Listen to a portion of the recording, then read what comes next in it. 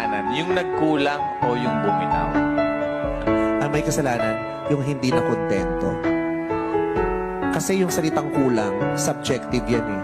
Maaaring sa'yo kulang pero sa akin sapat na yun. Pero maaaring kaya nagkulang ako para sa'yo dahil marami kang hinahanap na wala naman sa akin. Kasi kung sapat ako, wala kang hahanapin.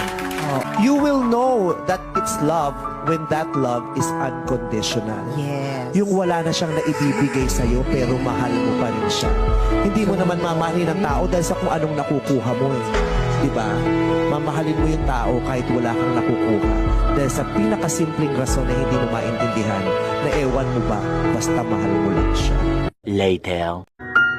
Nangangarap na maging isang sikat na MLBB content creator na maging katulad ng ibang mga sikat katulad nila Inuyasha at Misaki at madami pa.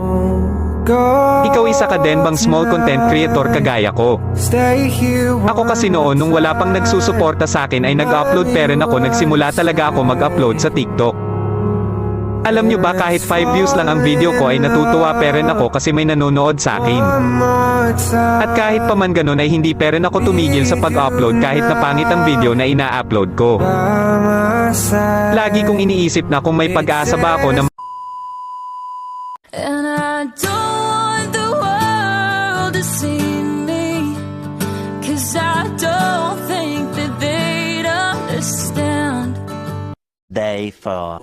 Uy, di ba gusto mo mapunta sa tamang tao? Alam mo ba kung saan papunta sa amin? On the way na ako, papunta na sa'yo. Hintayin mo ako, nagpagas. 1 hour later.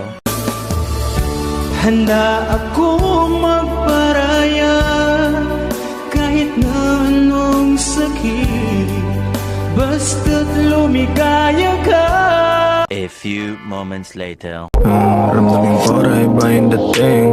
Swabe lintek iba din. Dami na sugat sa aking likod. Not interested again. I'm with the gang. Hop in the auto, we swerving through lanes. You know the motto, we get to the bands.